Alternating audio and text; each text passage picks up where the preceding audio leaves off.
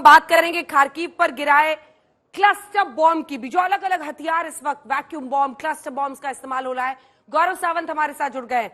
गौरव, day 8 कितनी भयावह स्थिति और कीव को लेकर सबसे बड़ी आशंका क्या? मैक्रोन बार बार ये बता रहे हैं कि ये तो बस सबसे बुरा वक्त अभी बस आने वाला है।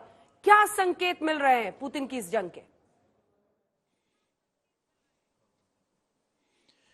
आपने बिल्कुल सही कहा। इस समय रूस के राष्ट्रपति व्लादिमीर पुतिन ने फ्रांस के राष्ट्रपति इमैनुअल मैक्रोन को साफ कह दिया है कि अगर आत्मसमर्पण नहीं हुआ, अगर उनकी शर्तें नहीं मानी राष्ट्रपति ज़ेलेंस्की ने, तो सबसे बुरा वक्त तो अब आने वाला है। यानी खार्किव में जो तबाही का मंजर पूरी दुनिया ने देखा, जिस तरह से जो क्रूज मिसाइल्स हैं या बैलिस्टिक मिसाइल्स हैं, रिहायशी इलाकों में जिस तरह हमला हो रहा है, जिस तरह सूमी में यूनिवर्सिटी में जो मिलिट्री फैकल्टी है उसको निशाना बनाया गया, जिस तरह खरसन पर कब्जा कर लिया रूस ने यहां पर, और मारियोपोल में जिस तरह के ऑपरेशन चल रहे हैं, वो तो केवल ट्रेलर है।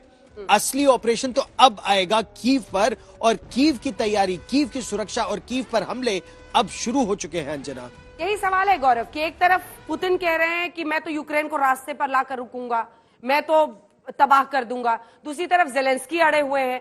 कीव कब तक बचेगा?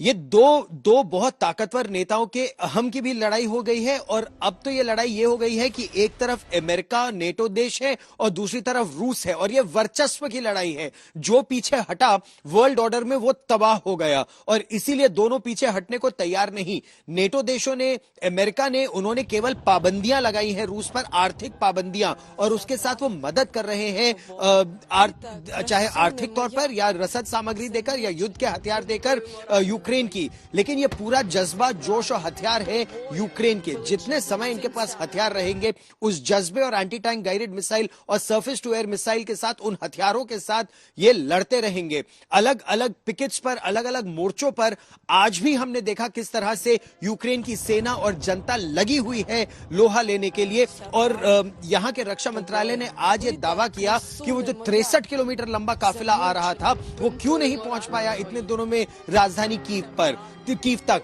क्योंकि रास्ते में 3 जगह उस पर बड़ा हमला हुआ है, जिसकी वजह से वो ठिठक गया वहां पर, और वहां पर ऑपरेशंस अभी भी चल रहे हैं। यह भी दावा किया गया कि इनके एंटी एयरक्राफ्ट सिस्टम ने एक Su-30 लड़ाकू विमान रूस का गिरा दिया। रूस ने हालांकि इस बात का खंडन किया है, लेकिन यूक्रेन का दावा है 8 दिनों में 30 लड़ाकू विमान और 31 हेलीकॉप्टर इन्होंने मार गिराए हैं रूस के, और कई 100 टैंक और बख्तरबंद गाड़ियां मार गिराए। ये फॉग ऑफ वॉर है, इंफॉर्मेशन वॉरफेयर है, मनोबल बढ़ाने के लिए है, जो भी है। लेकिन यह भी एक सच्चाई है कि आज 8वां दिन खत्म होने वाला है, और न खार्किव और न कीव रूस के कब्जे में है।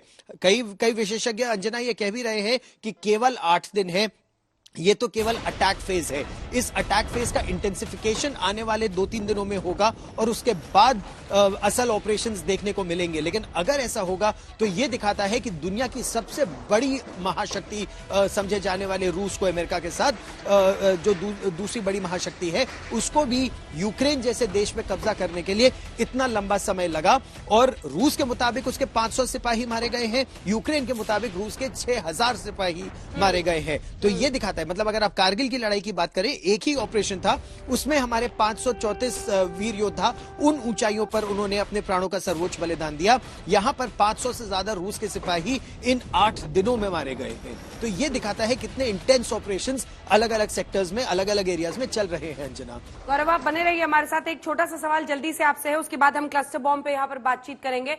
एक बात बताइए, ये जो खार्किव हो, कीव हो, अलग अलग जो हथियार रूस इस्तेमाल कर रहा है, उसके बारे में क्या जानकारी, कितनी आशंकाएं हैं कि कुछ ऐसा विध्वंसकारी हथियार ना रूस इस्तेमाल करे?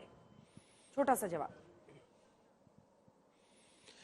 जो सबसे ज्यादा विध्वंसकारी हथियार परमाणु हथियार के बाद समझा जाता है, जिसको वैक्यूम बॉम्ब बोलते हैं, उसका भी इस्तेमाल करने का आरोप लग चुका है इस समय रूस पर। हालांकि यह आरोप लगाया यूक्रेन ने है।